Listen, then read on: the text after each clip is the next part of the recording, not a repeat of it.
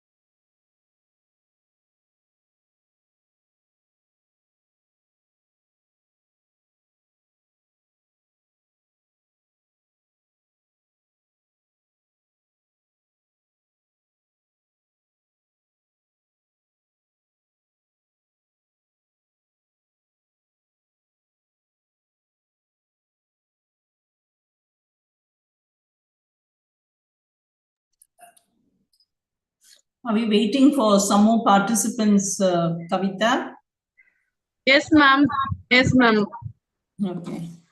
Within 5 minutes, we will start.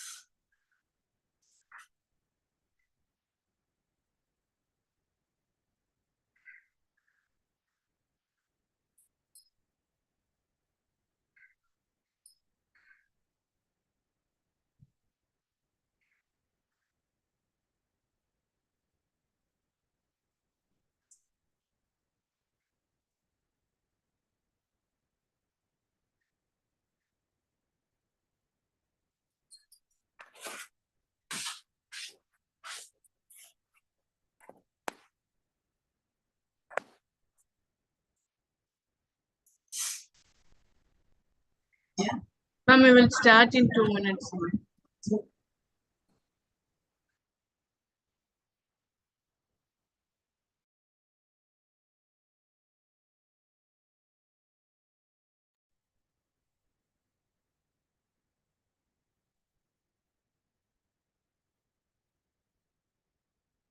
A warm and pleasant afternoon to one and all presented here. The capacity to learn is a gift. The ability to learn is a skill. The willingness to learn is a choice. With this quote from Brian Herbert, it's my honor to welcome each and everyone for the session 2 of the one-day national seminar on Demonstrating Academic Research, Trends and Techniques in English Literature and ELT, organized by the Department of English and Other Foreign Languages, SRM Institute of Science and Technology, Ramapuram campus. Great leaders don't set out to be a leader, they set out to make difference. It's never about the role, always about the goal, says Chris Basinger. One such person is with us today to enrich us on the topic research writing and publishing in English language teaching, which is need of the hour today. It's my immense pleasure and honor to introduce our speaker of the session, Professor T. Srimati Venkatalakshmi, Director, Center for Liberal Arts for Science, Engineering and Technology, Anna University, Chennai. Professor Srimati Venkatalakshmi is a dynamic personality with 2.5 decades of teaching experience. Our speaker did her MA and MPhil at Madras University and PhD at Anna University, and her research area was testing for teaching. She has conducted 17 PhD Viva examinations, and currently 6 scholars are pursuing their research under her supervision. She has published more than 25 papers in international and national journals. She has conducted many training programs on soft skills, research writing, language testing, and classroom assessment evaluation. At present, she is the project head of the Tamil Nadu government training the trainers program for teachers in technical institutions in the state. She has been invited to give a special talk at various colleges and universities. In the years 2007, 2009, and 2013, she was the resource person for the refresher and orientation course at UGC Academic Staff College. She is one of the staff selection committee members and subject matter experts for TRB, Central University, Pondicherry, and Sairam Engineering College. She is one of the members of the Board of Studies for 10 colleges and a university. She is the PhD Viva examiner for various universities, to name a few: Satyabama University, Mother Teresa University, University of Madras, BITS Bilani, MS University, and IFLU University, Hyderabad. She proudly shoulders many academic responsibilities from Anna University and acts as the main suit examiner for IELTS and BEC. With this note, I invite our resource person, Professor T. Srimati Venkatalakshmi, to share her knowledge on research writing and publishing in English language teaching and enlighten us. Over to you, ma'am.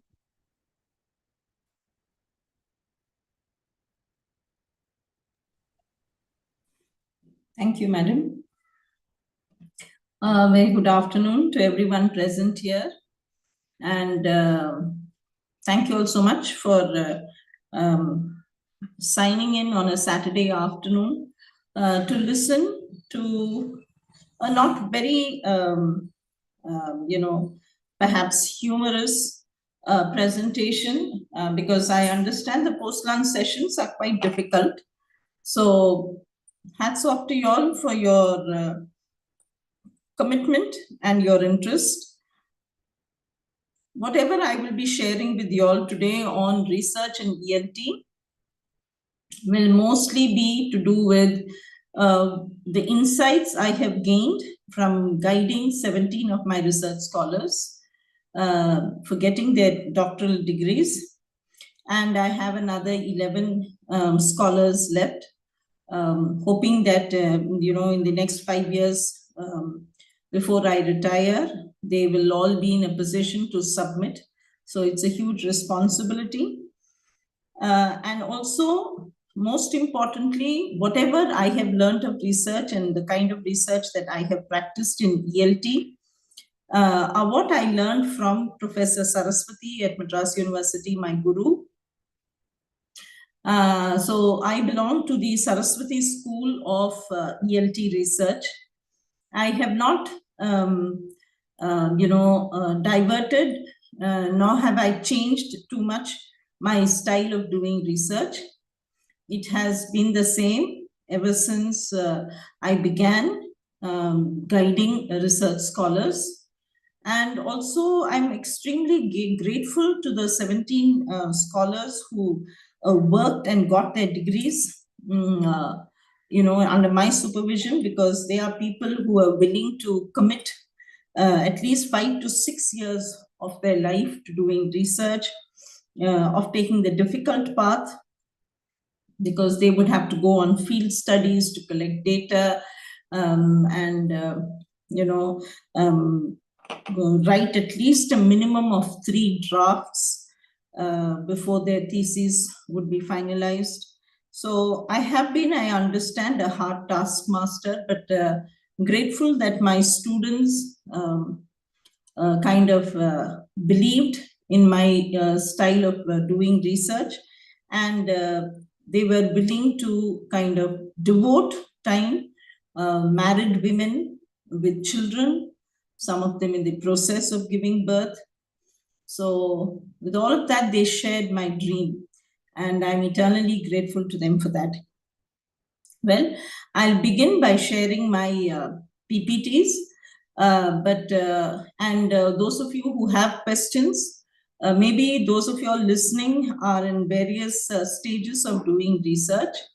So I will share the PPT, and you all please note down your questions, and then perhaps after I stop, you all can always ask your questions. So I will share my screen with you. Just give me some time.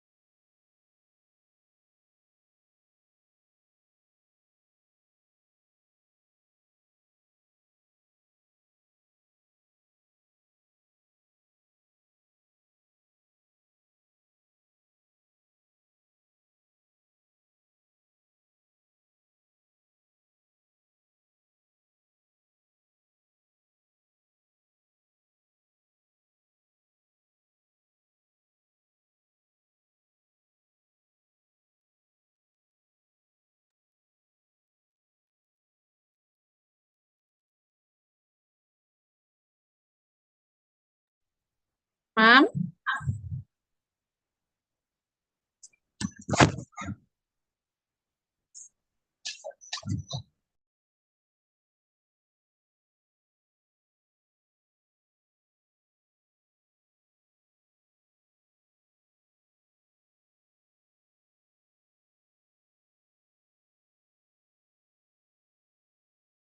Kavita, I have sent the PPT to you. yes, ma'am. Will you please do it, because I'm on the iPad. I don't know how to go about doing it. Okay, ma'am. Hmm? Yes, ma'am. I will. Yeah. 2 minutes, ma'am. Let me share. Sure.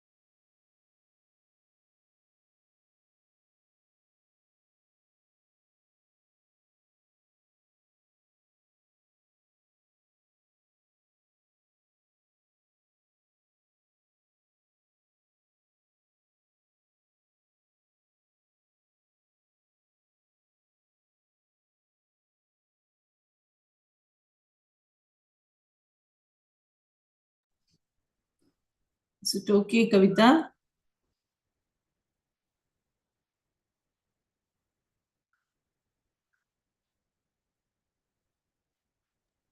Ma'am, Kavita is working on the PPT to share, ma'am.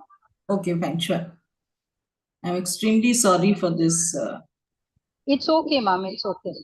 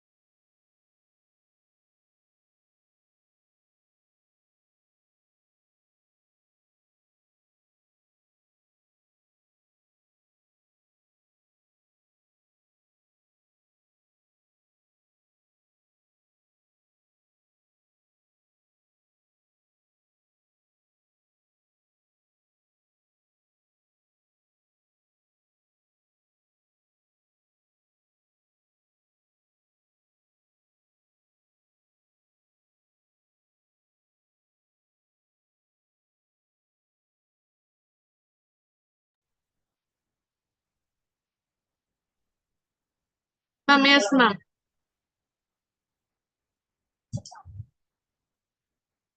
Shall we Okay. start, ma'am? Yes.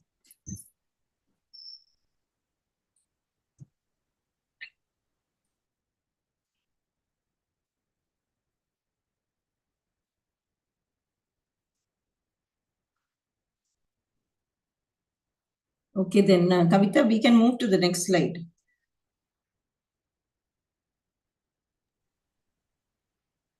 Okay, fine. I'd like to begin with, I assume that most of you sitting here,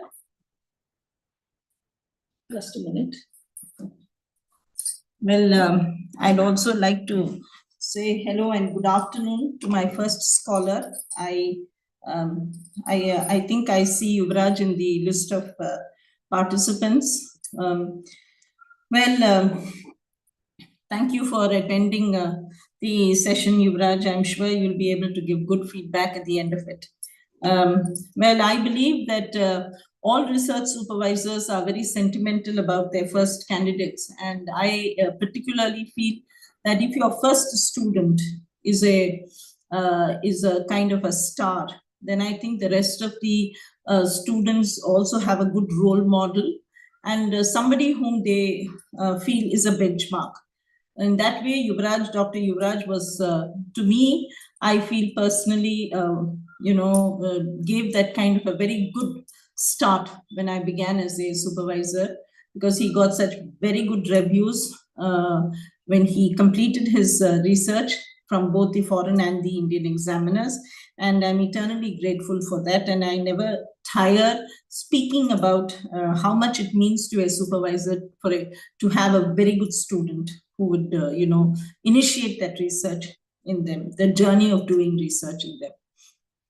Well, I'd like to begin by, trying to answer 3 questions related to research itself. So those of you doing research, those of you who are research supervisors, those of you who wish to become supervisors, those of you who are interested in doing research, why research? I mean, somewhere in the journey of, I understand now people are saying that you can complete your research in, 2 to 3 years, or try and make it as quickly as possible. But I feel 5 to 6 is the standard and is also a good number of years to be engaging, trying to find not solutions, but trying to gain insights into a particular problem question. Why research? I mean, why put yourself through that kind of a hardship? Some of us have happy memories while doing research, but some of us can have scars that can remain with us for life when doing research. So that question, why research, is in that sense, is also a very philosophical question. Why would I have to put myself through that kind of, trauma in order to be able to get a degree? But I think research is very important, particularly for those of us who have chosen to get into the teaching profession. It's not just teachers alone who do research. These days you find people who are doing research, for the sake of doing research, because they are people who like doing research. Recently, I had a candidate who wanted to, sign up under me, and she's someone who's in her early 60s. She has accomplished a lot in her life, but she says, it has always been my dream and I'm very interested, and therefore I would like to do research. So why research? One, if I'm a teacher particularly, because today we understand that teachers should be researchers, because that question why research is, I have some issues, when I'm teaching, which is to do with the kind of materials that are given to me to teach, the kind of students that I have in my classroom, the assessments that I have to create, the examinations that I am a part of, the marking of the papers, the evaluation of my students' performance, the feedback that I'm expected to give, the responsibility that I have as a teacher to inculcate what today we call 21st century skills by way of, giving them critical thinking, the ability to discriminate, to be analytical. So why research? One is, research is, in order for me to be able to find, like I said some time ago, not solutions, but for me to be able to find, insights, for me to be able to get clarity on what I perceive is a problem in my workplace related to teaching, to testing, to creation of materials, if I'm a language teacher, then I think I need to be able to do research. Research is when I'm thinking, or it can also be that when I think, when I anticipate that this is going to be a problem in the future, and I prepare myself for it, that again is research. So research, I think, is vital. I mean, I think to a large extent, much of what we see happening in the world today, and those of us, all those of us who have been lucky enough to have crossed the pandemic and to be on the other side, we understand today how much research helped, during the times of the pandemic, to be able to, to get the vaccine, to be able to find out what this particular virus is, to be able to see what are the side effects of the virus. So there is no one satisfactory answer to that question, why research? Only that research is something that is vital. It is the base, it is the crux, it is the core of human existence, particularly today when we are, facing a whole lot of issues. Okay, what is research? If you look at it in a very, if you take off all those extra, things which are related to research, then in its purest form, research is the pursuit of truth. To be able to see, to be able to discriminate, to be able to look beyond the surface, okay, to be able to anticipate, to be able to find evidence, to be able to justify. So research, in a sense, is to be able to follow that, that which we think is the truth. And what are the prerequisites that one requires to be able to do research? There are only two basic skills that are evaluated when you do research. One is your ability to read and understand, and two, your ability to perceive things and to be able to put your perceptions down, your insights, into writing that is free from grammatical mistakes. So the two basic language skills that are required are to do reading and to do some good writing. By good writing, I mean writing that does not have, grammar mistakes in any language. I think that is the basic prerequisite. Apart from that, I think See, because why I keep emphasizing on reading is the more you read as a researcher, the better thoughts you have, the quality of your thoughts are better. You are able to provide proof and evidence for whatever it is that you're saying. Apart from, because it's very important in research that you're able to provide that proof and evidence for whatever it is that you say, because otherwise it could be that much of what you're saying is just opinion. Okay. And I think researchers, most important in terms of what are the qualities of a good researcher. I mean, those of you who've done your research methodology course will understand the qualities. I think few good qualities a researcher needs to have. And that would be that a researcher should be patient. A researcher should be willing to work hard. A researcher should be willing to, devote some portion of their life to doing research. And also very important, a researcher must be humble and at the same time someone who's receptive to things. It's very difficult for a research supervisor to work with a candidate who shows a lot of resistance. So as a researcher, I think it's important that that is why I said 5 to 6 years is a good time of is the period that one should devote to doing research, because in order for those good qualities to grow in a person, it takes time. It is not 2 or 3 years that can bring about that kind of a change. Okay, Kavita, the next slide. Kavita, the next slide. Ma'am, wait a minute, ma'am.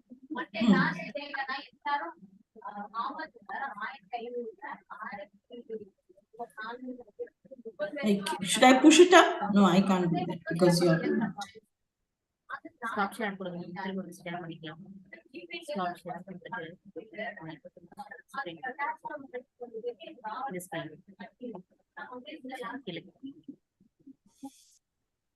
Share content, it says. Can I share content? I don't know how to do it. Will you move to the next slide?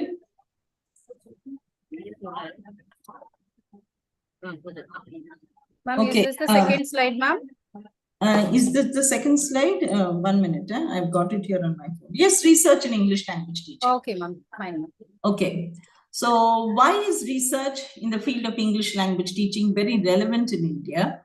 Simply because we continue to have English as one of the primary languages to teach at the higher education level.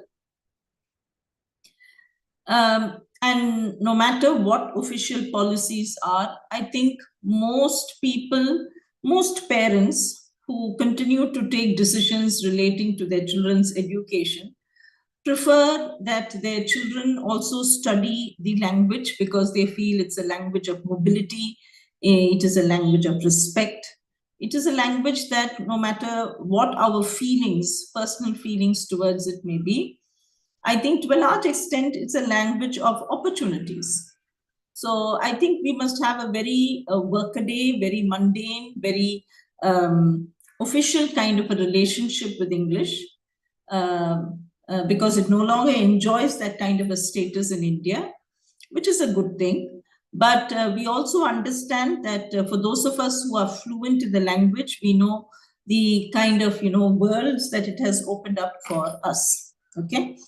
Another reason why research in the field of English language teaching is very relevant in a country like India is because we continue to face problems and issues that we perhaps faced in 1947. So those issues have not left. Those issues have not died out. These are issues which are very pertinent, and they are issues that we face even today. So therefore, research in the field of English language teaching is very relevant to a country in India, and not just at the higher education level, because the moment you say research, people think so far as ELT is concerned, it only happens at the higher education level. Very good research is required at the school level. at the different levels, at the higher education, at the higher secondary, at the middle school, at the primary school. So that is one area that is waiting to be explored in a very large way in India, and it has not been done, sadly, to the extent that it could have provided a lot of answers and also perhaps some solutions to the policymakers. So research in ELT is very relevant. Now, what are some of the types of research which are available in ELT? Well, you can do quantitative research.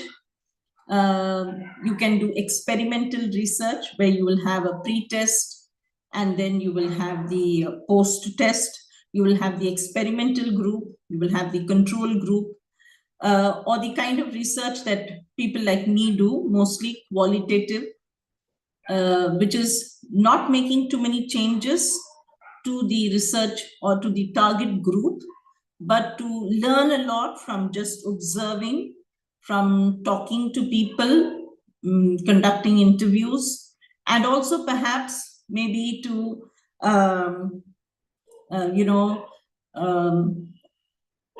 qualitative research. You are talking to people, you are observing, you are issuing questionnaires, you are eliciting responses from them.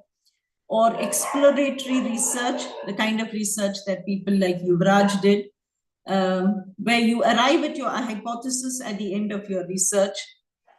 Today, people also have mixed type of research studies, like you can have quantitative and qualitative in the same. Okay, you can have experimental and it can be qualitative. There is ethnographic research, which can be, again, where you are, these are longitudinal studies which take a very long time to be able to understand. Then you have action research, which wasn't accepted, because I know when I submitted my research thesis in 2000, people didn't accept action research. So I modified and I had to do my research again partially, because they said action research is something that cannot be verified and therefore it was not permitted. But now it is sort of accepted. A lot of things have become fairly less rigid in the field of research in ELT now, which is a good thing. But so far as the quality is maintained, then I think things can be accepted. So research in the field of ELT in India is extremely important. If you're at this point in time, before I forget, if you're looking to just have a kind of a glossary of terms in ELT, then I think y'all can do well by reading Professor Francis Peters' book, which is just a glossary of terms which are used in the field of English language teaching. Okay. Fine. Kavita, we can move to the next slide. Okay. Now, what are some of the common terms which are used in ELT research? I've not put them in any specific order. My thesis, my latest entry into my research group, when she typed it, I had put a slant, but she has missed out the slant. So you'll find some repetitions, and I'm sorry. Normally, I don't have PPTs. I must excuse, and I must say, and I must apologize to the listeners. I normally tend to speak because I feel that is kind of face-to-face, though that is only we are speaking to the screen. But this time around, I thought I will put it down in the form of a PPT to make it look a lot more formal. Well, I'd like to begin with a term which is very important in ELT research, which is scope. Now, what do we understand by scope in research? This is a subheading that you need to have as part of your first chapter. And scope is very important because scope will determine your hypothesis. Scope will take into account the time that you have to do your research. Scope will determine the area that you have covered as part of your research. Scope will look at the target group that you have used as part of your research. Okay, so in a sense, scope will have all those fundamentals that are required for somebody to be able to do research. Scope is establishing the boundaries of your research. And it's very important that you need to be extremely aware of what is called the scope. because it is the scope that will give you a very clear idea of what is there included in your research question and what are those that lie outside of your research question. So, for example, if I have chosen to study, the teaching of a skill that is not given too much importance in our ELT classrooms in India, whether be it at school or at college, the listening skill, then if I've chosen to speak, then I'll have to say that I've chosen the listening skill. I'm going to talk about it with reference to learners who are at the higher education level. And am I going to talk about learners who are in more privileged colleges and universities? Or am I going to talk about those children who are studying in government-sponsored institutions? Which is it? And does my field of research, does it cover students who are there? Does it include the major cities in Tamil Nadu, or have I just chosen to stick to the colleges which come under a particular university in the city? All of it has to be given in the scope, because that will tell your examiner. See, when you write your research thesis, you are primarily thinking of your examiner. When you are writing your thesis, you have to be only conscious of your examiners, because they are the people who are going to be reading your research. The others will come later, your research papers, of course, but remember, we are all writing for a very select, specialized, interested audience, okay? So scope is very important, because scope will tell you how much you have taken in, how much you have bitten off, and how much are you going to chew as part of your research, okay? The next very important term is the problem statement or statement of the problem. Now, what is the problem statement or the statement of the problem? Now, the problem statement, it's sometimes also called the thesis statement, yes, or the research statement. Now, why is the problem statement very crucial? And this again is a very important subheading as part of the first chapter. So I have chosen a particular, these days the term that I would like to use is problematizing your research area to your examiners. So what do you mean by problematizing? See, every chapter in a research thesis has a particular focus. Okay, it has a particular intention. And the main intention of the first chapter is to tell your examiners the significance of the problem that you have chosen to work upon as part of your thesis. So when you've chosen to highlight the importance or the significance of the problem that you chose to work upon as part of your research, it is very important that you problematize the issue. Yes, to be able to say that there are these things which have happened, there are these things which have been addressed, but then there is this one particular issue that has been given the go by, or it has been pushed under the carpet and be forgotten. Okay, so that is what is called the problem statement. Because the problem statement, if you're very clear about when you have written that, when you have problematized the question that you have decided to work upon as part of your research, then it will naturally lead you to writing your hypothesis. Okay, what is the hypothesis? The hypothesis is the issue that you have addressed as part of your research. And very often it will be an if statement, because the hypothesis is a kind of it's a hunch. See, when you do some reading, ideally speaking, research has that process. You read, you think, yes, you arrive at a problem, then you read more, you discuss with your supervisor, and then you write down your hypothesis.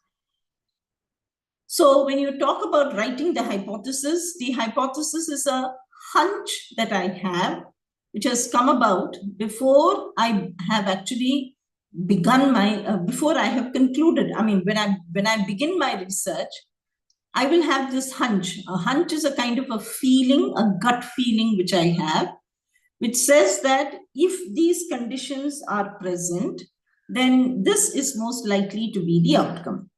So if if the choice of materials are left to teachers and the learners in the classroom of a particular college, depending upon where the college is located, then to a large extent, English language courses, statewide or countrywide, will be hugely successful, because then learners will take greater responsibility for their learning. They will be more motivated.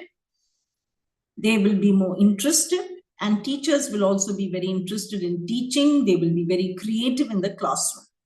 If this is the hypothesis, then I will test that. Maybe through giving my learners some sample texts, giving them a choice of text that they would like to read, asking them questions, why they like it. So I'll give them some questionnaires. I will maybe interview some of them. And based on what they say, I will have the data for my analysis. So you've understood? So, I mean, we can very beautifully draw the flow chart for a thesis. You can put it down on paper. You can do some mind mapping. But above all that, I think when you do your research, what we strive to, work on is to get that clarity of mind, because research is a state of the mind. And the greater you concentrate on, achieving that clarity when you're doing research, the 5 or 6 years that you spend doing research, then that is something that stays with you for the rest of your life. Yes. Yes, Kavita, the next slide.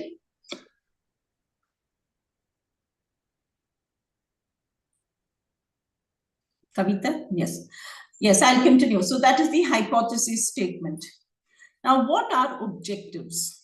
Now, for example, if we were to continue with that, the thing about the listening skill or the choice of materials that learners would like to use in the classroom, then the objectives will be to study what are the reading materials that are given to learners today. What does the English language syllabus look like in both the engineering and in the arts and science colleges? Objectives are more general. They address more wider issues than aims, which are, I'm sorry, there is an S missing there, than aims which are more specific. So if my objective would be to look at the general English syllabus, particularly the reading materials that are given to learners, my aim will be to specifically see maybe take up a text and look at it in relation to the learners in the classroom. Yes. So objectives, understand, are larger. Okay. Aims are more specific. Okay. Another term that you need to understand, Kavita, please remove that working and after findings. If you can just remove that word working after. It says interpretation of the findings. Kindly remove that working. That needs to be deleted. Okay, findings. What are findings? Okay, so I have carried out my research. I have looked at my data. Okay, and then the insights that I get when I look at my data, that is called findings. So that is why we say we use the expression arriving at your findings, because it means that there is a passage of time for you to be able to arrive at your findings. Arriving at your findings does not happen overnight. Yes. If we say that we can arrive at the findings overnight, somehow we give the impression that research is like magic. It is not magic. It's a lot of hard work. Okay. So you arrive at your findings. And what are findings? Findings are the insights that I get into the problem that I have chosen to work upon when I have studied or when I have analyzed my data. And what is my data? Whatever it is that I have collected as part of my research, which could be me sitting in a class in different locations, observing, me issuing questionnaires, and then collecting the responses from teachers and from learners and from other stakeholders, depending upon my research, my thesis statement. It could be talking to people, it could be informal, or it could be formal interviews that I have conducted to be able to get data. Yes, that is data in research, in ELT research. Now, once you have collected your findings, obviously the next step in that flow chart is to interpret. Please ignore that word working. Now, what do we mean by interpretation of findings? Now, so I have gained insights, okay, but when I can share my insights in a language that can be understood with suitable support and evidence with my examiners, then I am interpreting the findings to them, or I am making clear the findings to them. So if you look at how an examiner looks at a PhD thesis, the examiners will appreciate a thesis when they feel that they can understand what the student, what the scholar has done. And the strength of that comes from making your research clear to someone sitting in a university in the US or Australia or New Zealand, for instance. Okay, so that is interpretation of the findings, and then based on your interpretations, you arrive at your you come up with your recommendations. And what are recommendations? Recommendations are not solutions. Recommendations are what are some of the small baby steps that somebody could take to improve the teaching and learning of English at whichever level. And then from your recommendations, you draw your conclusions of the study, okay, of what the state is today and how the status of, of the teaching itself, with particular reference to the issue that you have decided to address as part of your study. Fine. Yes, Kavita, we'll move on to the next slide. I hope I'm clear. Whatever questions you have, you please put it down so we can then share. Okay, then we are coming next to what are called limitations of the study. What are limitations of the study? You have limitations of the study would be when I conduct my research, there are certain things that I would have started out to do, but if I have not achieved them, then that would come as a limitation. This is not to say that your research is weaker because you were not able to achieve something as part of your research, but then there were certain things that you thought you could do, but for some reasons you weren't able to achieve. So they become your limitations, and it's always good for researchers to be acutely aware of the limitations of their study, because one, it keeps you very grounded. Two, it also gives you that, it also gives you that awareness and it also helps you anticipate the questions that your examiners are likely to put forward to, and also what the audience is likely to ask you when you're, defending your thesis in the viva voce examination. Okay, so you have something called a working bibliography. You also have a working reference list. Now, what's a reference list? Some universities till the 2000s had, for instance, Madras University had both bibliography and a reference list.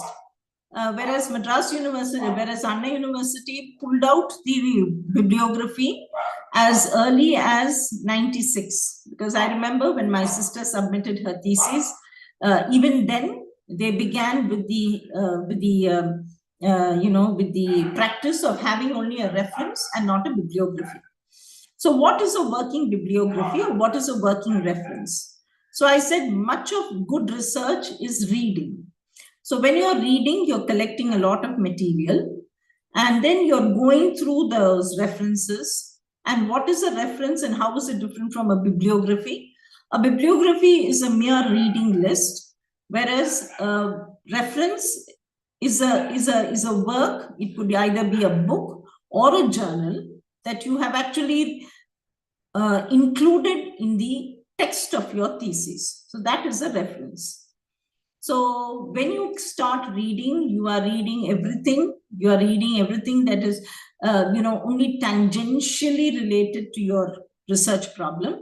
But nevertheless, you are reading because that will give you greater understanding of your research problem itself. But not all of it will get into your research. So that becomes a working reference list or a working bibliography because these are all the preliminary lists of books and journals that you have. Okay, what is a pilot study? Now, very important in ELT research is for somebody to be able to conduct a pilot study. Some of my students have done it. I did it as part of my research. And I think it's good. A pilot study is when you have first drawn up your hypothesis, you would like to test it initially to be able to see whether you need to make any changes, whether your hypothesis needs to be tweaked. Okay. So a pilot study is when you do the study, but you do it for a shorter period of time than the main study. And it is something that helps you or makes you want to relook at your hypothesis, make the necessary changes to your research design if necessary, and then to move on to the main study. So a pilot study would be like, let's say, for 2 to 3 months before you actually begin your research. It is good because the kind of results that you get at the end of your pilot study helps you make those necessary changes in your research when you actually begin your main study. Okay, then you come to what's called your research tools. What are your research tools? What are the main research tools that people use as part of their ELT research? Well, you can of course, today people are using a lot of software, but if you want to present data, you want to quantify data, then of course, these days we use pie charts, we use, bar charts. You also have people using the, SSP software. Earlier, it was very difficult. They needed to reach out to a statistician in order to be able to get the necessary insights into the data that they had collected. Large volumes of data today require some help from computer softwares to be able to decode and to understand that data. Okay. And how do I represent the data that I have? How do I represent whatever it is that I have got from the analysis? You can represent them in the form of figures, tables, and charts. Now, how do I distinguish between a figure and a table? A figure is anything which has words in it. It could be a flow chart, but if it has words in it, then it becomes a figure. If it has only numbers, then it is a table. If it has percentages, then it becomes a chart. Okay. Now, what are some of the research instruments that are, at the disposal of the ELT researcher? Now, there are 3 basic instruments that are available to researchers who are doing their research in the field of ELT. One is, of course, and the most favored and the one which will give you a lot of rich data is classroom observation. Then you have your interviews, you have your questionnaires. Okay. So these are the 3 major research instruments that people will use in the field of ELT research. What is research design?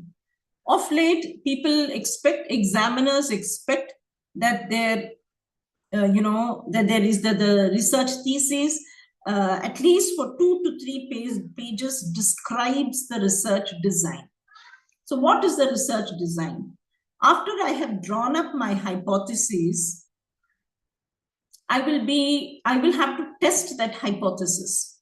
So the route the modus operandi that I take to be able to test my hypothesis in the real field is the research design.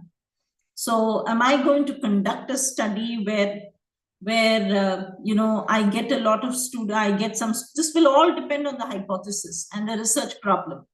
So one of my students worked on giving constructive feedback on feedback to be able to help learners, from English medium schools that really don't teach good English. So she had a group of learners, so she conducted a study. So when you have a set of 25 learners, you conduct the study, and that study will take a particular shape. For example, you have the first assessment, you find out how much the learners know, then you prepare materials for them, you do some teaching, there is some intervention, then again something is conducted to see if learners have learned. Whatever you do as part of your research, to be able to test the hypothesis is what is called the research design. And so here is where it comes to, you'll have to decide, is it ethnographic? Is it exploratory? Is it longitudinal? Is it qualitative? Is it of the mixed type? Is it experimental? Some research studies will naturally lend themselves to any of these fixed types. Some of them could have some fuzzy, they could be, in the gray areas. They could be qualitative. They could also be quantitative. They could be mostly of the mixed type, or they could be exploratory, where you feel that you can arrive at a very clear-cut hypothesis only towards the end of your study. It could be longitudinal, for you to be able to take some 2-3 years in order to be able to understand how the phenomena is actually playing out in the classroom. So depending on the hypothesis, you should be in a position, but you should be very clear as to the route that you take, or what in Latin they call the modus operandi, to be able to say, this is what led me to the findings in the 5th chapter. Yes? Fine. The next slide, Kavita.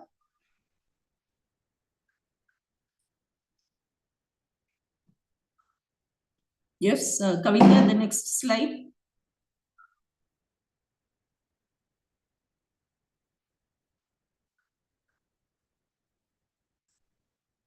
Okay, what's the structure of an ELT thesis? 5 chapters is the structure, is the standard.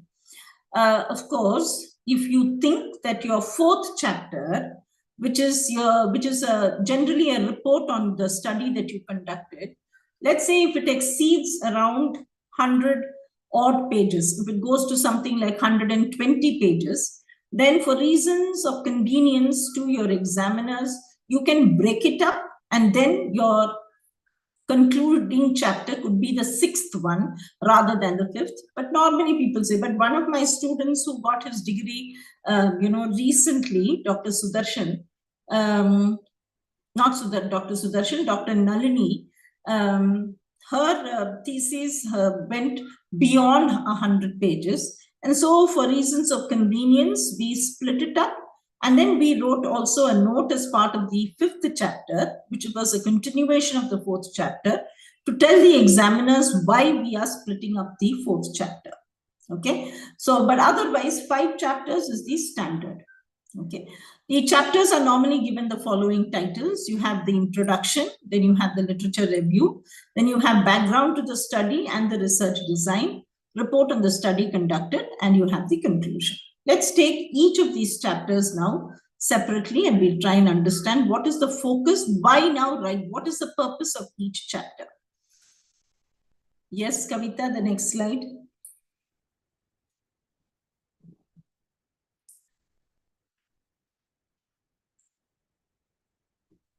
Yes. Now, so we've said, no, Kavita, this is a repetition, titles of the chapters. Yeah. What is the chapter 1? So what is the focus of that first chapter? Now you'll have to imagine.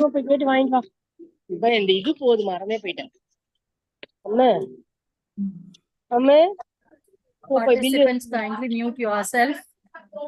Participants, kindly mute yourself.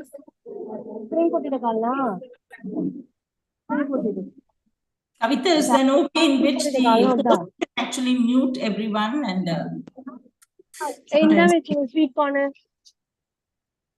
Butter mutton is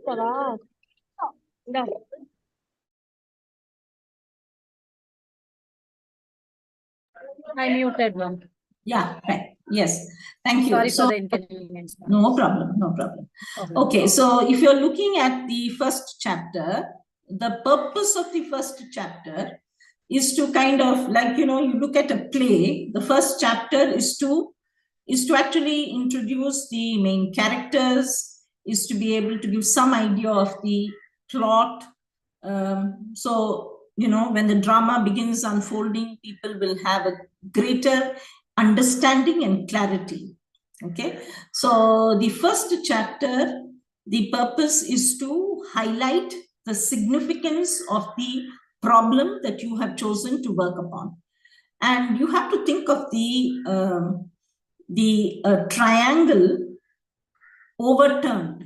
Okay, when it is turned over, then in the first chapter, you start with the general and then you move to the specific.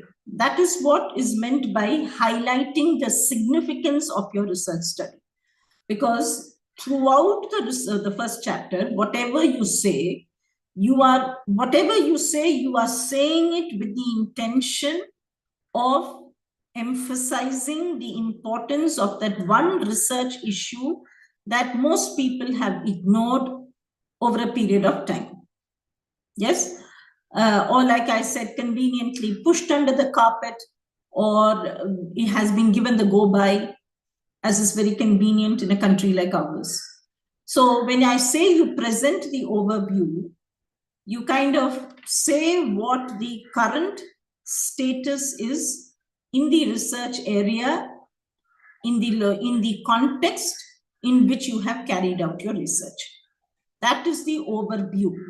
That is, for example, Yuvraj decided to work on the Sarva Shiksha Abhiyan and their activity-based learning, which they introduced because that was the first time when the Tamil Nadu government was, like in most other states of the country, had decided to introduce English at the primary level in government schools. So the overview would be, in the first chapter, would be to say what is the current situation and why was this policy, why was this introduction, and why the introduction. Okay, so to give the examiner who looks at your first chapter, for them to be able to have a clearer understanding. Of course, when they come to the third chapter, their understanding will go to a different level. But initially, just as when a playwright or when a novelist, when you open, they kind of, they use certain, there are certain sentences that stick to our brain, to our minds as readers, because these are things that we never forget. So the first chapter is to drive home the importance of the research problem that you chose to work upon. Apart from that, you will have to have your problem statement, your hypothesis, the scope, the research tools that you use as part of your study, the objectives and aims of the study. Okay, all of that will go into your chapter 1. So think of it as as the triangle that has been overturned. So you start with the general and you move to the specific. That is, you start by saying what the situation currently is and why the need felt for research on this one particular area. Okay. Yes, Kavita, the next slide.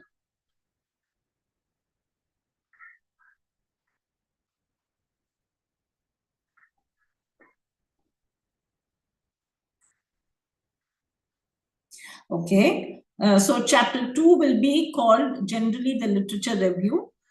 In literature thesis, of course, you are allowed to be a lot more creative. And here too, I see now that there is a little loosening up and people are having some more interesting, titles for their chapters. Remember, the chapter titles themselves are not so important as what we actually put into a particular chapter.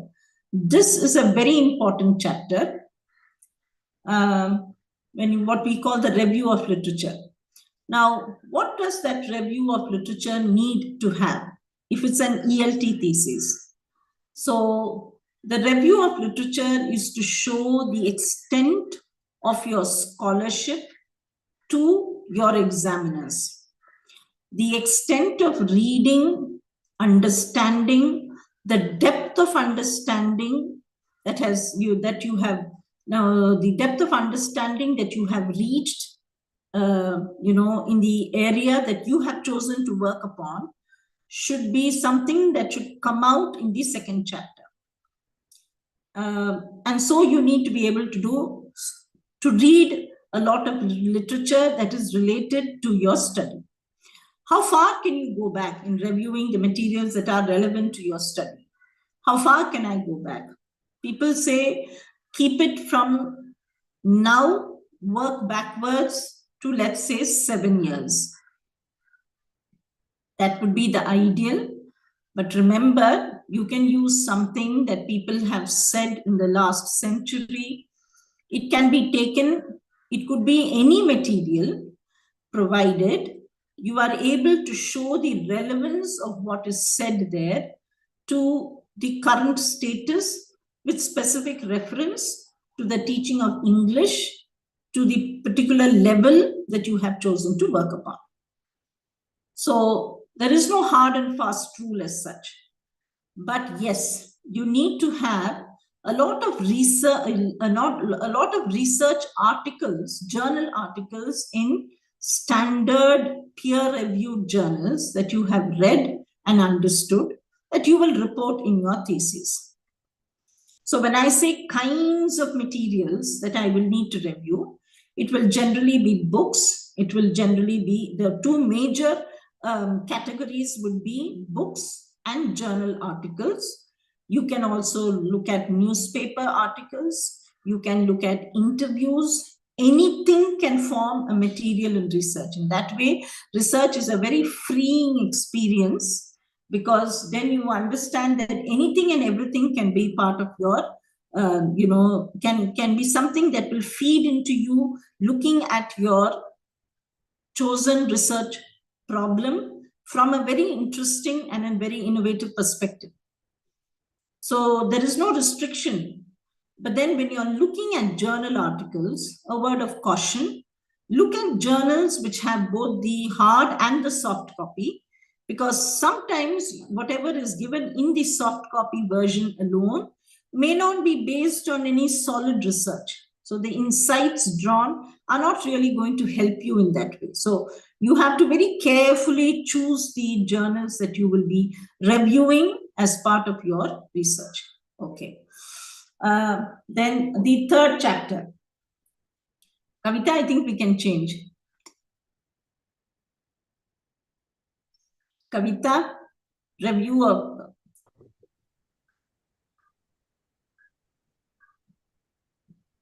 Okay, so what is the third chapter, which is called the background to the study?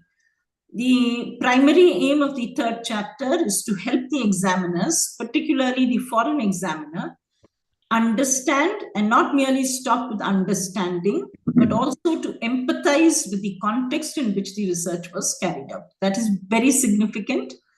You have an examiner who has no idea about about what the issues are that are specific to a country like ours. So, I mean, for them to be able to say that yes, and to appreciate, they need to be able to empathize. If I need to be able to appreciate, I need to be able to empathize. And for me to be able to empathize, you need, as Professor Jacob Taru would say, to be able to get beneath the skin of the topic that you chose. Which means that you have, this is when it is really sinking in. You have understood. It's a part of yourself. It is a part because you have begun to feel. Yes, you have begun to feel that research problem that you have chosen to work upon. And the basic purpose of the third chapter is to be able to help people get that kind of a deeper understanding of the research problem. So one of my research scholars worked on teaching English to learners in government colleges, mostly the arts and science colleges. So in her third chapter, there was one subheading that was primarily devoted to understanding of poverty and education. To understand the learner in our classrooms who are poor and who feel that in learning English would be the gateway, and it is the only solution perhaps to most of the problems that they face in life. So if you wish your learner, if you wish your examiner to be not merely understand the research context, but also empathize with the research study that you conducted and the context, to have a clearer understanding of the context, it's very important that you also have these other issues that are related to your research problem that would go into the background to your study. So if you've chosen to work on, for instance, students, learners who have limited proficiency in English, then you are going to talk about what is limited proficiency with specific reference to the Indian context. So an examiner who's sitting somewhere in Finland, in New Zealand, in Australia, in the US, in the United Kingdom, will have the same understanding, at least will have half the understanding that you have of your research context. So this is a difficult chapter to write, but it's one of the most fulfilling chapters for any researcher to write, because you have then really mastered and you have become a specialist in the area that you have chosen to do your research on. Yes? Fine. Move on then to the next slide, chapter 4. Yes. Chapter 4 is a faithful and a step-by-step account of what transpired as part of your research. So in the third chapter, when besides giving the background to the study, when you also talk about the research design, in the fourth chapter, you write this after you have executed that research design. And how can, what do you mean by when you say a faithful and a step-by-step account? All research scholars in the field of ELT should maintain a logbook. Yes, today, of course, you have books that give you charts. Okay, they give you a template that you can use to be able to look at research, to look at, for instance, class observations, depending upon the research question that you chose to work upon. But in order for you to be able to give, pick up minute details of what happened as part of your research in your support, when you are, interpreting your findings, when you're putting down your recommendations, when you're drawing your conclusions. Yes, for all of that, the logbook is what you will have to go to. What is the logbook? I mean, you can take a notebook with you, carry your notebook with you to the field. So all that you see, all that you hear, all that you observe, you faithfully make a record of it, because that will hold you in good stead when you are actually writing your 4th chapter. My guru, Professor Saraswati, would always say, if everything else was to be taken off, you know, from research thesis, the researcher, I mean, owns that 4th chapter. And I think we get our degrees, our doctoral degrees, on the strength of that reporting that is done in the 4th chapter. Okay? And apart from giving a faithful step-by-step account, you have a lot of evidence to substantiate the claims that you're making. And apart from that, you also are putting down your findings, you are interpreting your findings. And if the chapter comes well within 100 pages or is 100 pages, then you also put in your recommendations into this chapter. So what you did as part of your research study to prove your hypothesis is the 4th chapter. I'm sure as teachers, most of us are also teaching our learners how to write a report. Now, those report writing skills are what we should remember as research scholars when we write this particular chapter. So this chapter is a test of your ability to remain truthful, to be able to not exaggerate, because these are temptations that all researchers will naturally get when they are writing the 4th chapter. Because when you have begun to love your research problem because you have lived with it for 5 to 6 years, there is this tendency to write something more than what you saw. Yes, so that is one danger that all of us must be very conscious of when we are writing the 4th chapter. And as Saras would say, and as I often repeat to my research scholars, a minimum of 100 pages is required for the 4th chapter, because that is your research. Yes? Okay. Coming to the final chapter, the 5th chapter, which is the concluding chapter. What are the conclusions drawn? So the recommendations, if you have gone beyond 100 pages, your recommendations would fall into the 5th chapter. What do you mean by conclusions drawn? So, for example, if somebody, for example, let's say, someone were to do their research on testing, on classroom testing.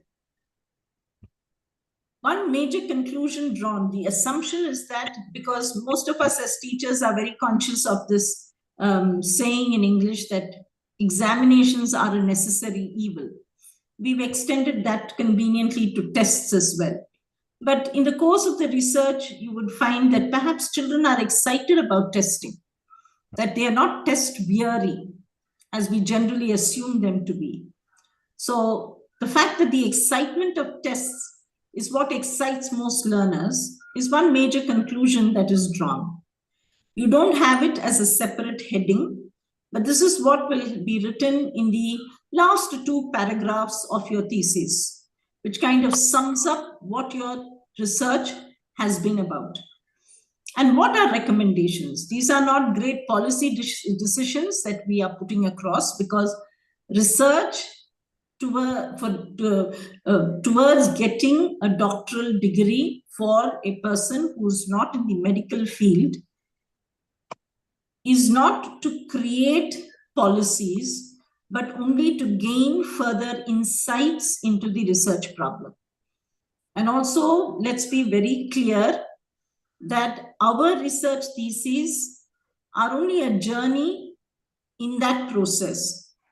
It is not the final. So somebody else tomorrow will come and then do better work, put forward better recommendations. That's part of the game. Yes, but you are satisfied because you have done something that is truthful. So recommendations are not policy decisions, but they are changes that individuals can make as teachers. They are changes that we can make in terms of, that could be a policy decision in terms of, let's say, the changes that can be made in the classrooms, the changes that can be effected if people who follow a more bottom-up rather than a top-down approach, the small tweaks that we can make to make our classrooms better places where people can learn English for communication. Okay. The 5th chapter also focuses, goes back to the hypothesis and justifies the hypothesis, and also states whether the hypothesis has been proven or whether it is what we call a null hypothesis. If the hypothesis has been proved wrong, then it becomes a null hypothesis, but that itself is valuable contribution to research, because someone can understand that they should not take this particular route, because then they're going to arrive at a dead end.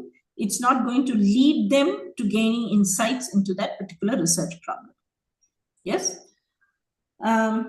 Limitations of the study, very important.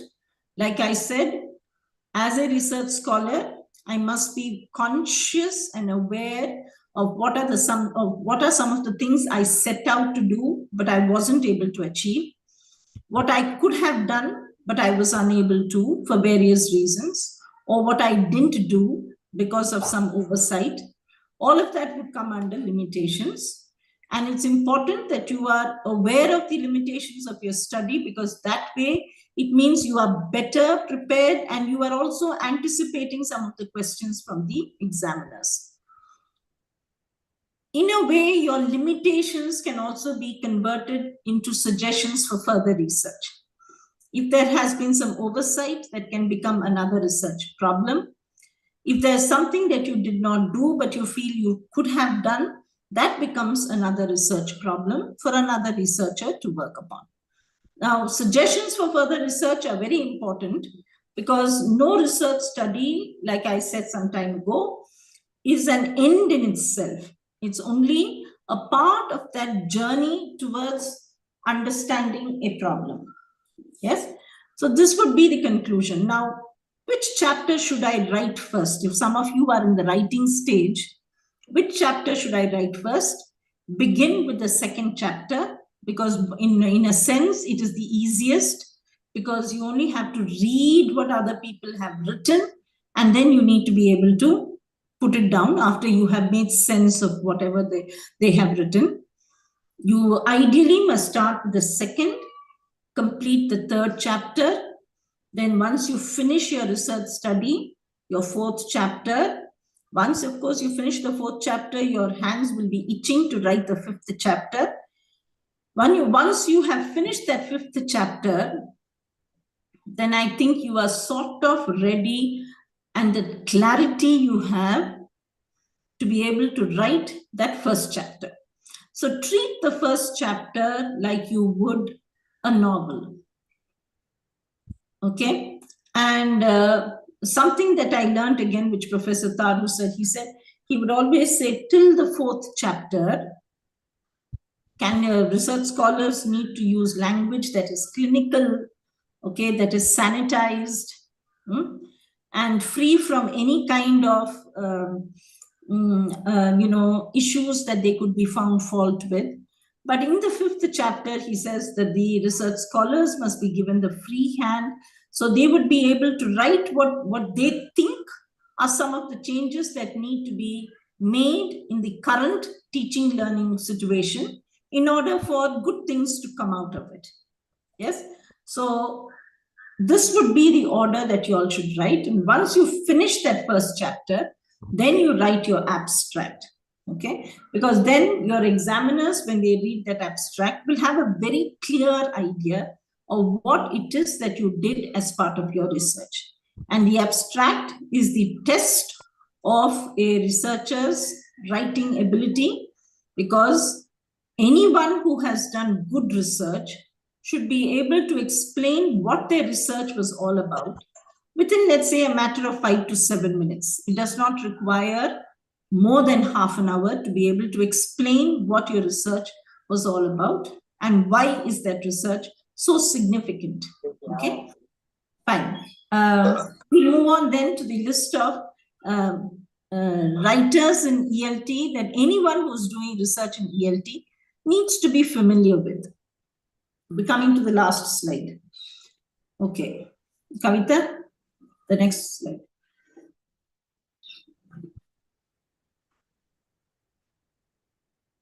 Yes, oh, the thing has gone. There is no alignment. There are some names. Okay, fine. Okay, then I'll read out and then Kavita, the whole thing has gone.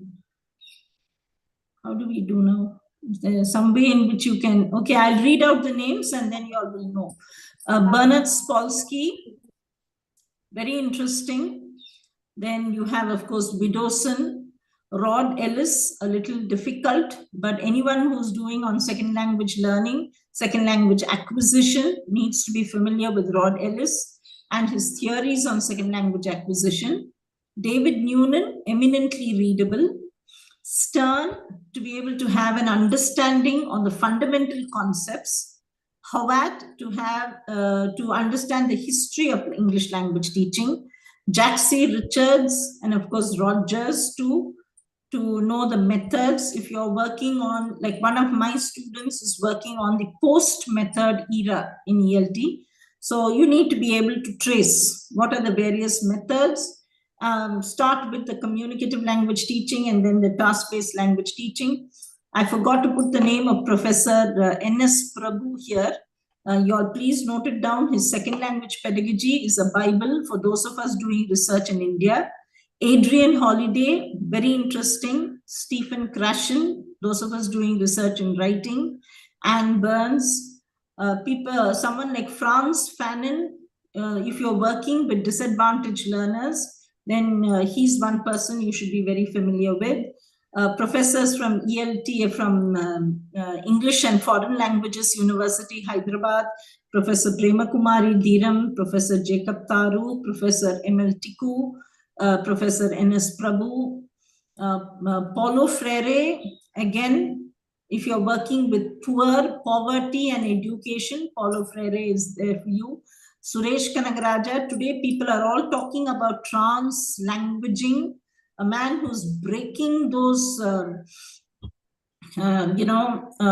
that the conventional, ELT specialists wrote about language teaching, a very fresh perspective, very democratic in his approach towards the teaching and learning of English, Professor Suresh Kanagaraja.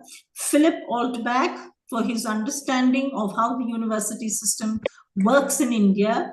Halliday, those of us doing our research in discourse analysis, something to do with reading, Halliday is very important. You have Alan Maley, worked for several years in India, so his understanding of the Indian research context is also very insightful. You have this person called Paul Gorski, who runs this organization called EdChange, Education for Change in the United States, and all articles to do with poverty and education, educating the poor. I remember when I finished my research, MPhil research in 1990 with Professor Saraswati, and very, very, I think, prophetic those words were when she said, from now on, it will be the poor who will people our classrooms in colleges in India. And very true, because I see, I joined Anna University in 95. It is now 2023, almost 27 years over. I find that what she says is true. So it's only the poor, because they understand what education can do for them. Paul Gorski, eminently readable, very interesting, not very long, the articles.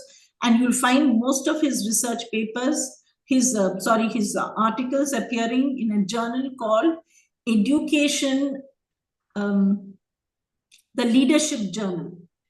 Educational Leadership Journal.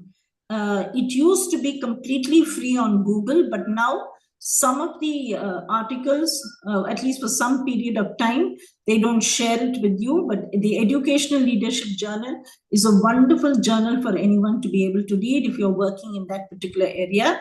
Professor Ramakant Agnihotri, with his deep insights, Professor Kumar, please take down this name, Professor Krishna Kumar, who was heading the NCERT, still continues to write in the Hindu, just like Philip Altbach does. Great insights into teaching and learning. Professor M.L. Tiku's book on English language teaching. Professor Shirish Chowdhury, who worked at IIT Madras, his Foreigners and Foreign Languages in India. Again, a nice book to read. Paulo Freire, again, a Bible for those of us who are doing our research in a country like India. You have Palmer, all to do with language, with grammar. Then you also have a person called Derek Roundtree. Very interesting book. Those of you interested in the field of language testing, to be able to read his book. There are two books that I have shared with Dr. Kavita. One is by this person called Paul Ramsden. He passed away in 2020 when I was just planning to send him a mail inviting him for a conference here. Paul Ramsden's Learning to Teach in Higher Education is a hugely insightful book which does not give you insights into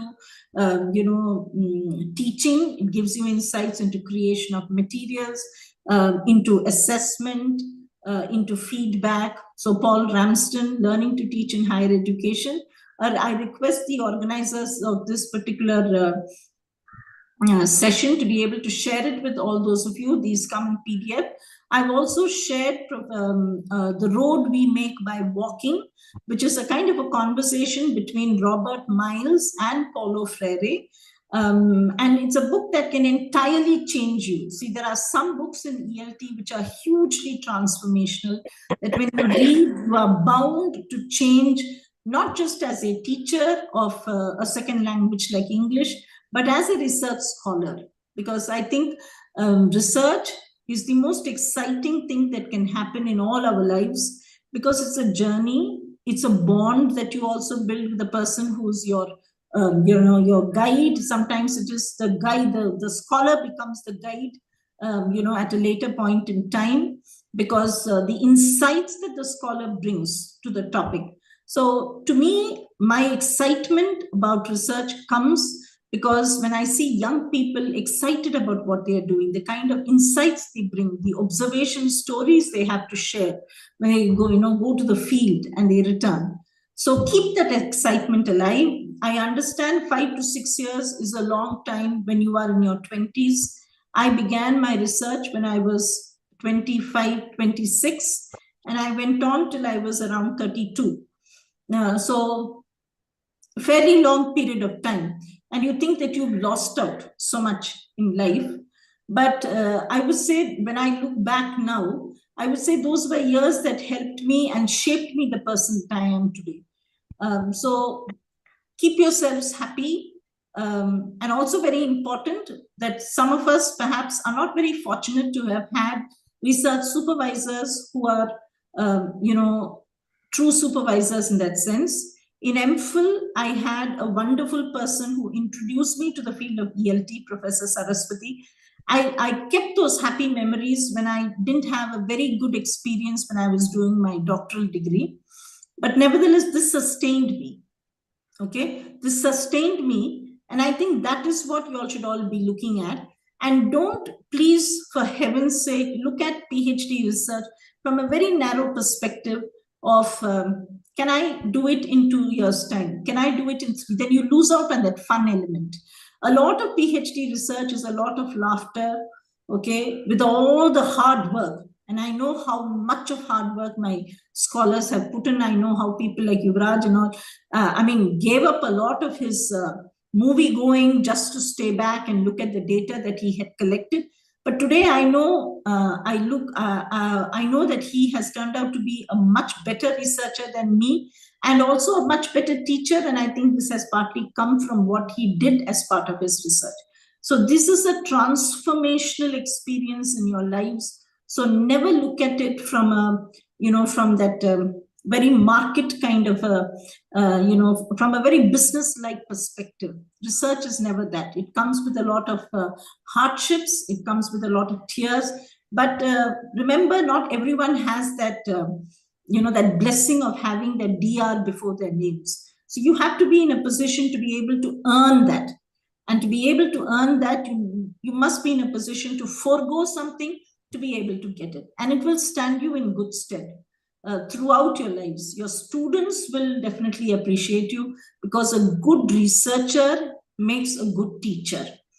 Yes, and so there are no two ways about doing it. So thank you all for your patient listening. Kavita asked me to stop at 3:50 or 3:30, but I've stopped 15 minutes ahead of time because I'm sure there will be a lot of questions that you'll have to ask.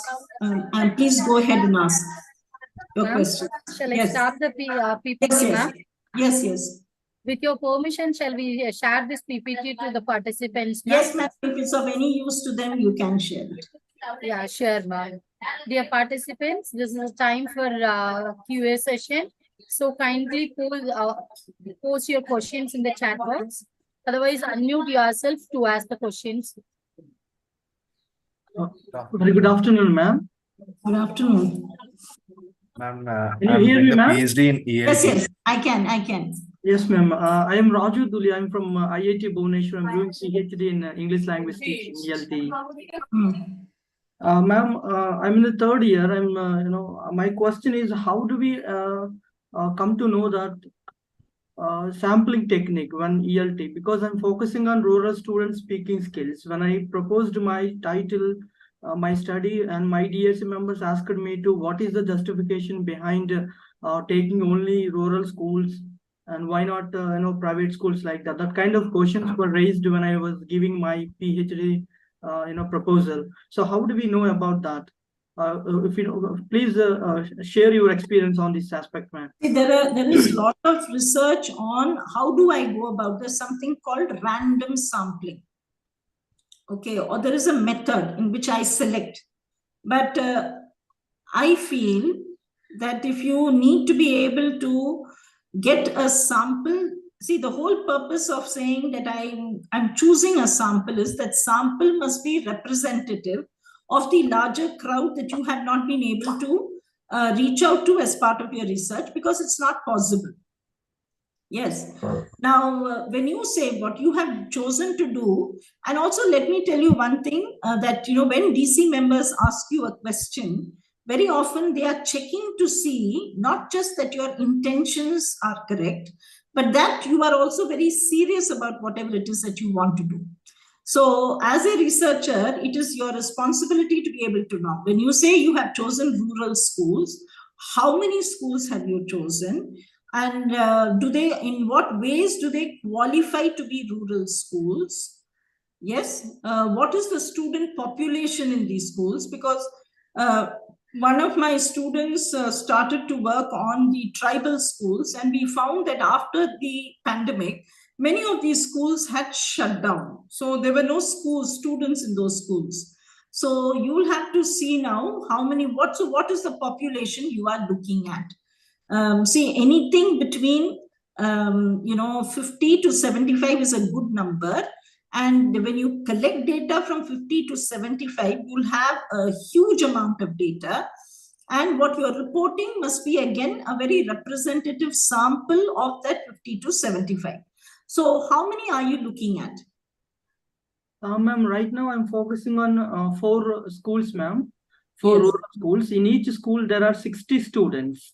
Yes. Also, that's a very small number for a school. So is it up to the middle school? Is it a primary school? Does it go up to the higher secondary?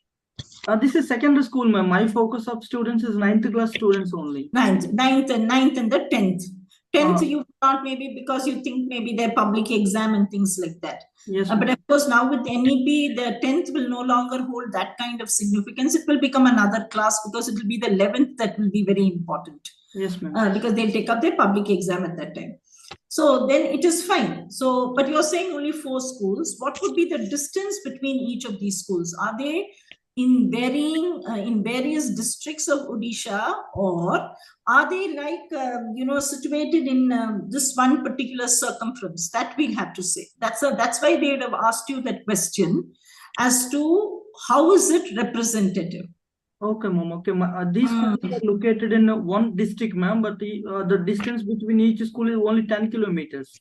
That is why that question as to how representative is the sample. Because when one of my students, when Yuvraj went, he went to various districts in Tamil Nadu. You understand? So some of it was in some of the districts, the story was better than in some of the other districts. So that's the reason why they could be asking you that question. See, when we choose a sample, that sample should stand for the rest of the group. Yes, ma'am. What if the students, since they have come from rural backgrounds, the language proficiency remains the same and their vocabulary knowledge is also very poor? On what basis are you saying it is the same? Unless we go and see, we cannot say that, right? That is only an assumption we are making. Okay, ma'am. So even if we conduct a studies, like even if we conduct a level test, the levels are very low. In that case, this can be a kind of a reason that we can justify our study that these rural students have a very low vocabulary knowledge. As a result of that, their speaking skills are very, suffering very lot. Sometimes, you know what, we say that because we assume that, and sometimes because this is India, it will also be true. You understood? But in research, sometimes people can ask you these difficult questions. My advice to you would be, is there any way in which you can take that effort to travel at least to some other districts in Odisha to see if the story is the same? Okay. Then in the next DC meeting, you can always tell them that I traveled to this particular state. I had one, I have now in my department, we have an Oriya student, but she's working in the field of literature. A long time ago, I had a person, but she was in the field of journalism. And I've heard her say that there is a district called Kandahar in Odisha. And she will say that is a very, very backward area. You understood? So my advice and request to you would be, is there any possibility of you traveling, if you have the funds with you, to some of these districts which are, located away from the one that you are trying to look at, to see if the story is the same, if the skills are similar, if students have more or less, they can be placed on the same continuum as the students that you are choosing to study, as the students that you have chosen as the target group. Is it the same? So in the next DC meeting, you can always say, I went to these districts and I found that when I gave them the same test, the results were more or less the same. Then the children in these 4 schools become representative of the sample of students who are living in other districts of Odisha. Okay, ma'am. Okay, ma'am. I'll do that. It is a little difficult, but I'll tell you why. It always holds you in good stead. And tomorrow in your Viva, when people ask you questions, you can always say that, I'm not basing this merely on this group, but I have traveled. Okay. I have seen, and I know the story is pretty much the same, because I know it is most likely the skills will be the same, but we as researchers need to prove things to people. Okay, ma'am. Okay. Yeah. Thank you so much, ma'am. Thank you, and all the best for your research. Thank you, ma'am. Thank you. Good afternoon, ma'am. I'm Afiqur Rahman. I'm from Odisha. Yes. And I'm doing my PhD in C.V. Raman Global University, Bhubaneswar. And I'm in the last year, and I have completed my data analysis first round, collecting the data of near about 1,000 students. And after that, random sampling I'll be doing, and qualitative analysis I'll be doing it. And I'll be making the students into 30, near about 30 students I'll be making, specifying group. And further, I'll be tasting into first round, second, third round, I'll be tasting the students. And I'll be testing the growth of their speaking and writing skill.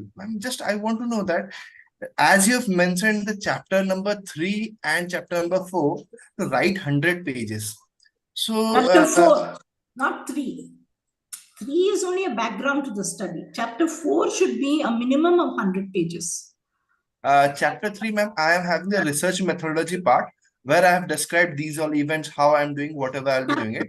In 30 to 35 pages, more than sufficient. See, first chapter, 25 to 30 pages. Second chapter, based on the depth of your understanding, 30 to 35 pages. Third chapter, 30 to 35 pages. Fourth chapter, 100 pages. The last chapter, 15 to 12 to 15 pages. That is all. Ma'am, that here, just I'm in the fourth chapter right now. I'm stuck in the fourth chapter, where this analysis I'm doing with the that software, SPSS software I'm using for the analysis. And this further studies what tasting I'm doing it.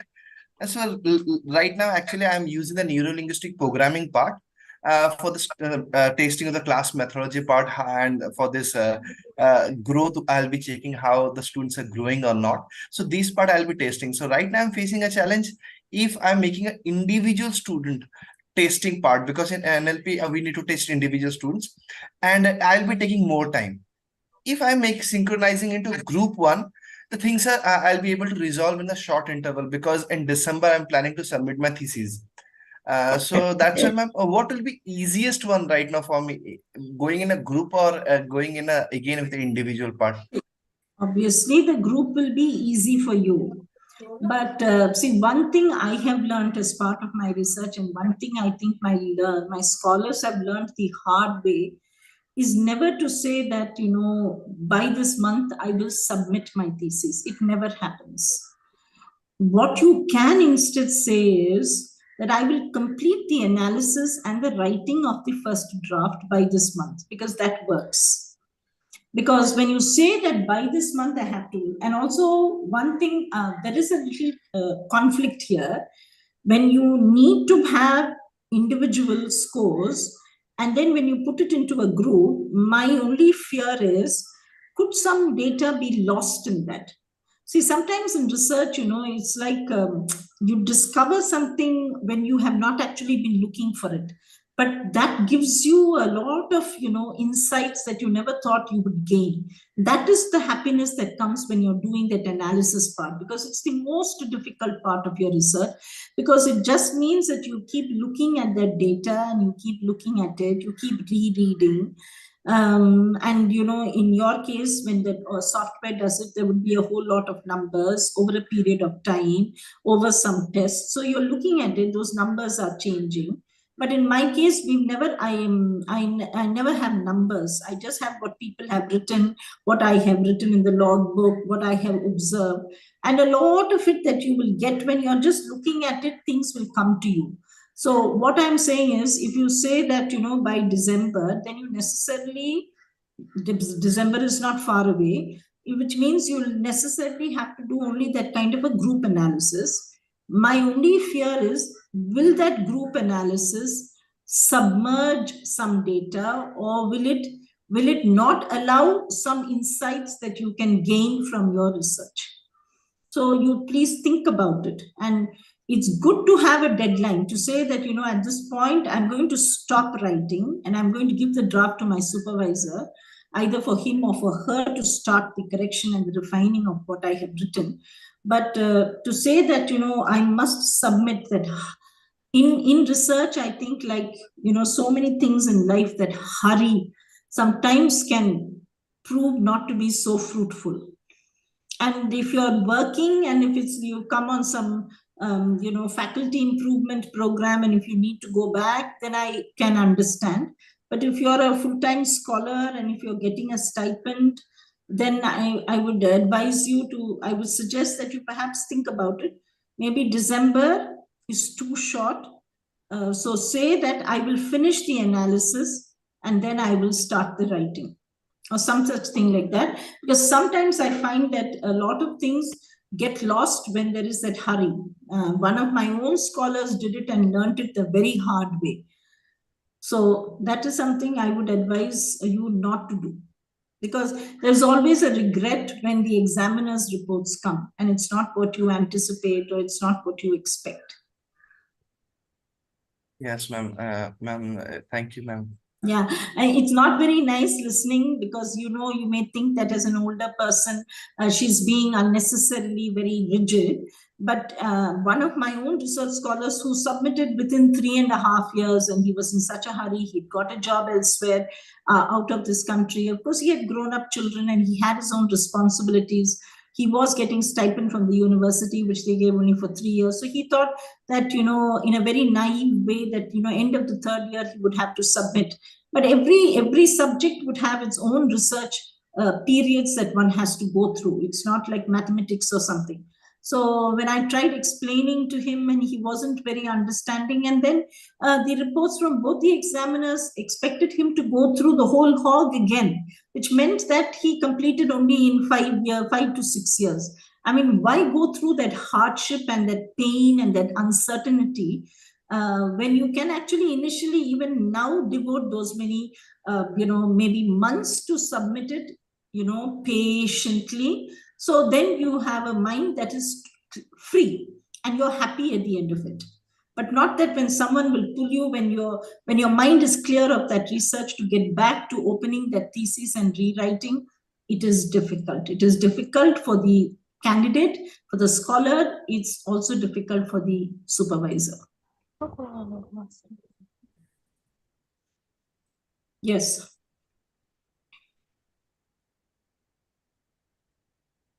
Good afternoon. Good afternoon. This is Rasika. I'm from NIT Nagpur. Am I audible, ma'am? Yes, madam. Yes, ma'am. I have a very basic question. Ma'am, this experimental design, is it considered longitudinal study or a cross-sectional one? See, longitudinal is to do with the years that are spent.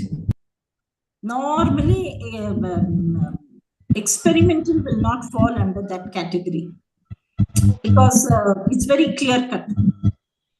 You have a target group, you have the control group, you have the experimental group, you conduct a test now, you conduct a test at the end of it. So that won't be longitudinal. Longitudinal is for those people who are doing exploratory, ethnographic, qualitative. They can have longitudinal study. Okay, ma'am. Because they are gathering data by observing, which is a lot more difficult. Okay. I was also asked this by my review committee, that because this experiment is going on for more than 5 months, this intervention, so that's why is it longitudinal or cross-sectional? No. Longitudinal is never months, it is years. Okay, ma'am. You understood? So if it is 5 months, Shweta, you will not get too much of data. But if you do it for a year, you will get a lot more data. Okay, ma'am. Okay. And a lot more difference and changes that you can see, that you can observe, that your learners will be able to go up in their test papers. Okay, so things can be said with greater conviction then. Okay. Yes. Thank you so much. 5 months is too short a time. It's only 1 semester perhaps. Yes.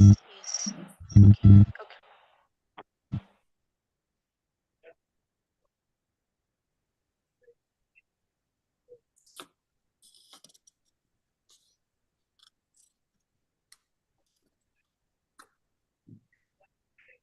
Good afternoon, Madam. Shweta here. Yes, good afternoon, Shweta. So, I am pursuing my research in ELT and learning management system. So, I have selected the writing skills. So, how LMS will be helpful in developing writing skills in the entry level students. This is my area. So, I have prepared a design, control group and everything. So, would you suggest that I should go for a pilot study before I execute the design? You know what? It's always good to do a pilot study. And I refer to the earlier speaker also as Shweta. Sorry. See, I'll tell you one thing, Shweta. I have no idea about computers. I'm pretty old-fashioned in the way I'm doing my research, but that's a very interesting topic that you have chosen to work upon. My only suggestion would be that you go ahead with the pilot study, because that will throw up some insights into the LMS that you are using. Right. Yes, because you can then comment on in India when we choose a particular LMS to use? What are some of the what are the criteria that teachers need to keep in mind? Right. So do that pilot study, and then you can continue with your research with the main Oh, study. okay. Yeah. Thank you, ma'am. Wonderful Thank you. session. Thank you. Oh, thank you, madam. Thank you.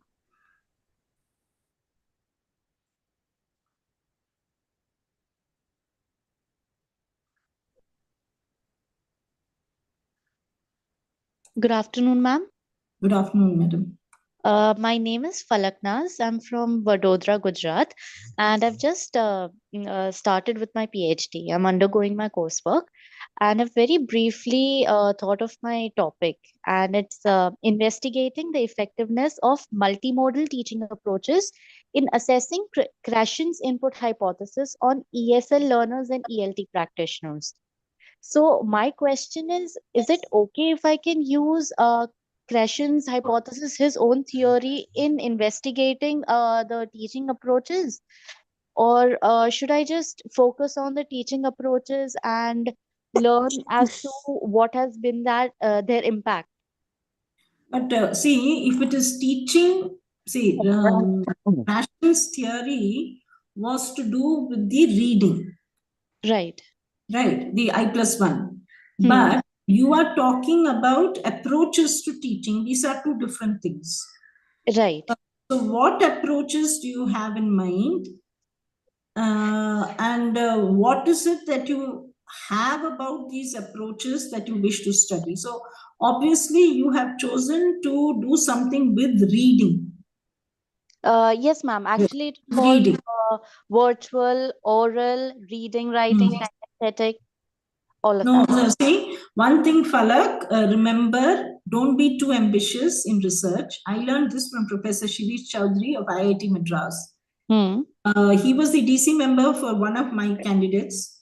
And I remember she was working on a very interesting topic. Hers was to identify strategies used by successful limited proficiency in English students. So I remember when he came for one of the DC meetings, he would tell my student, he would say, quite often he would tell her this, he would remind her that it is very important in research not to say strategies. He says, in 5 to 6 years, identify one strategy. He says that is valuable contribution to research. So at this point, I understand because you are beginning. Sometimes we are always ambitious as researchers. It is good. There are certain signs I can say now after guiding 17 research scholars. It is good to be ambitious in the beginning. It's good to go blank when you're beginning to write. Okay, it's good to experience a lot of fear and uncertainty before your viva.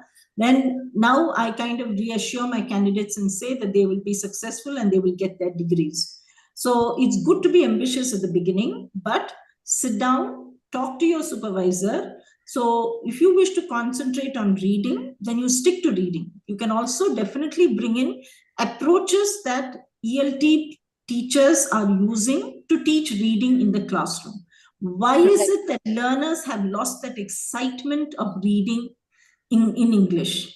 And it is in the ESL context. Why is it that learners have lost? Is it something to do with the materials that we are using in the classroom?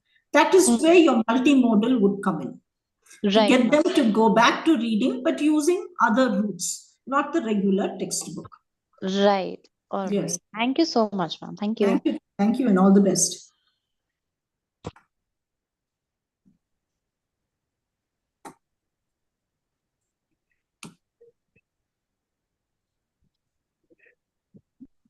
Any more questions? Participants? Ma'am, let me check the chat box, ma'am, whether any message, any questions are there in the chat box. Yes.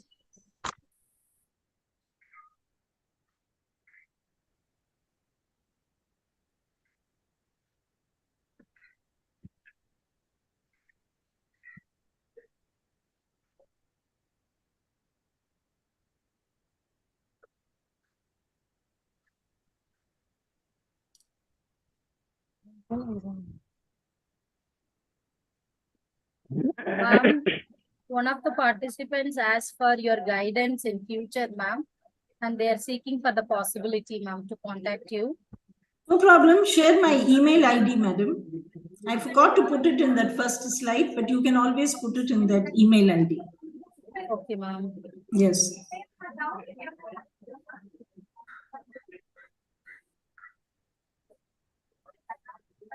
Ma'am, there is a question about regarding journals, ma'am.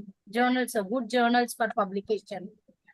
See, there are a lot of good journals in so far as India is concerned. You have your RIESI in Bangalore, the Regional Institute of English, South India, Bangalore, their English classroom. I think the Delhi University Journal, Fortel, that's a very good journal. Then people like Professor Krishna Kumar write in that journal often. Of course, today people want us to publish in Scopus journals. If you are publishing in UGC CARE, please check to see that these are not shadow journals, but that they are authentic. Also, as researchers, remember, research is very important. More important, it is bigger than the publication itself. But now it has become a condition and therefore you cannot escape. As far as possible, avoid paying and publishing. For writing a research article, and this I learned from Professor Saraswati, if you're targeting a particular research journal to publish in, then I think you should learn by heart the template of the articles that get published in that journal. So what template are they using? Are they people, like for example, if you look at your TESOL quarterly and you look at your ELTJ, English Language Teaching Journal, you will find that they require some amount of, numbers. They would require some amount of calculation there. So can you make a research article like that? Then you also have the Educational Leadership Journal. You also have your USIS, which brings out the ELT forum. If you belong to universities that just say go ahead and publish in a standard journal, then you have these options which are more friendly to research scholars that belong to this part of the world. Okay, because now you find off late there are a lot of retractions because a lot of duplication of data from this part of the world, and that was bad publicity for for those of us who are striving to get an article published. Then you also have the modern English teachers. So if you're working in universities that are more democratic, that have not relaxed the rules but are saying, well, publish because that's a condition. But if you belong to universities that say, no, these are the list, and then you have to go by the list, then start early. Never put off that writing for the journal, because good journals will never get back to you immediately unless they have, outright flat not accepted your article.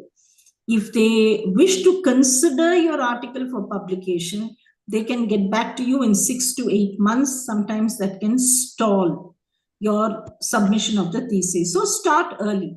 One of the initial stages when you're just starting on your research, also start thinking about the publication of the article.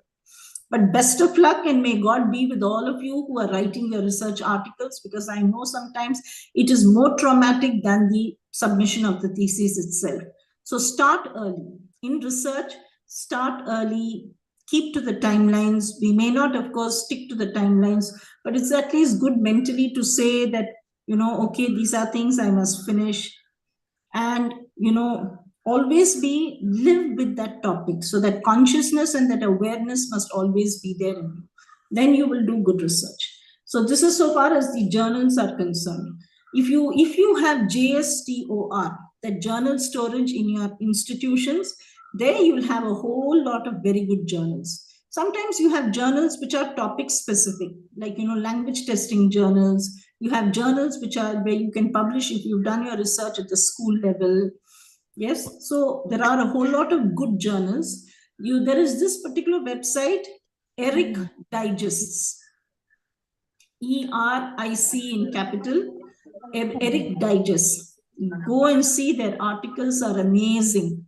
Then you have the National Clearinghouse, NCELA or NCLEA. Go and type that on Google. That will take you to a whole list of journals. So some very, very good journals which are there, but most of them will be a little wary and suspicious of data when it is presented from India. So don't go overboard. Yes, you have to try to keep it within realistic limits. Ma'am, next Yes. question is experimental research longitudinal or cross-sectional? See, it will never be longitudinal. Okay. Longitudinal is only for qualitative. Ma'am, you It already can be cross-sectional, but it cannot be longitudinal. Longitudinal is to do with the time period. Thank you so much, ma'am.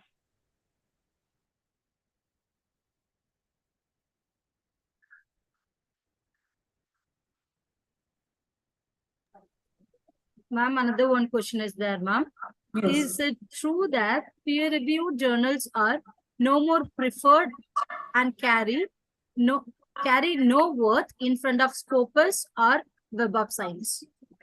See, even Scopus will have what is the understanding of peer reviewed? It has gone to people who are looking into the same, are working in the same field, who are working in the same field, but who are specialists. That is a peer-reviewed journal.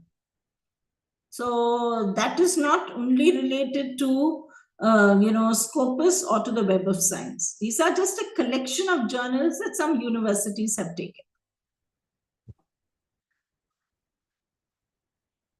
We understand that all Scopus and Web of Science journals are peer-reviewed journals.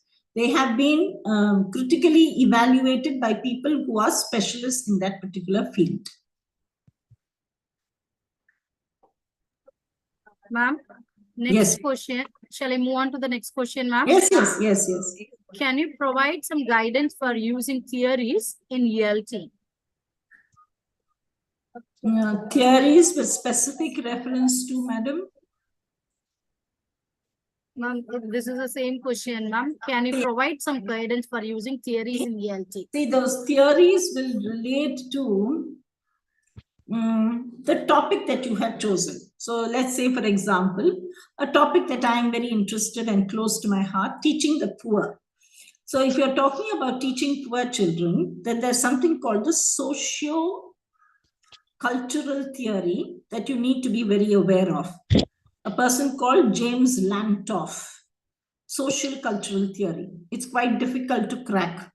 Okay, the easier people in that particular who would fall under that theory would be Basil Bernstein, who spoke about elaborate and restricted codes. Somebody like Lev Vygotsky, who spoke about scaffolding and ZPD. So social cultural theory. So theories would depend upon the topic that you have chosen to work upon. So if you're talking about teaching the poor, then you should have some awareness of what the socio-cultural theory in language teaching is all about.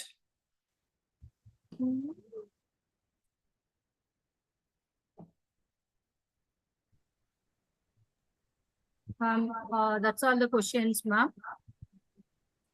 Shall we move to the next part of the session, ma'am? Yes, madam. Yes.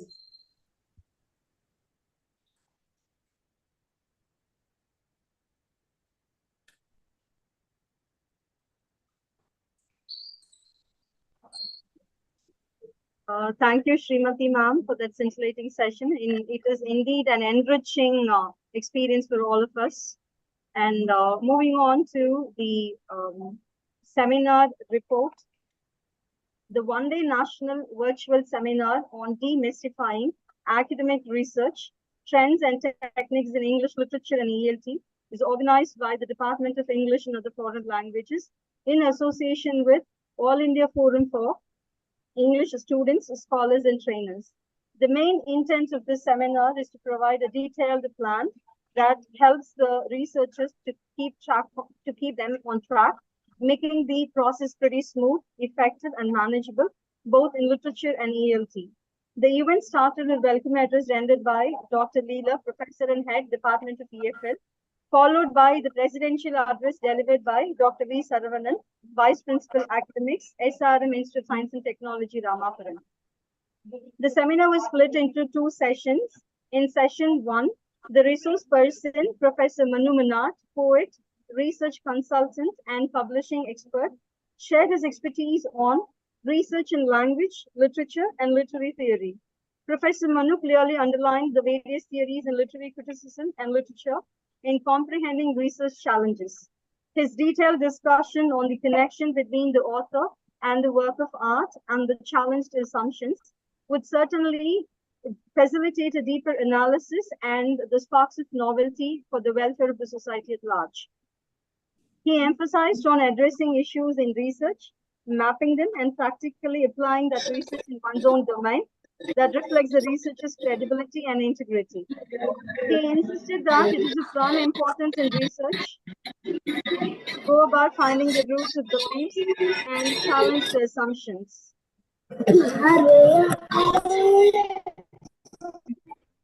Participants, can you please mute your audio?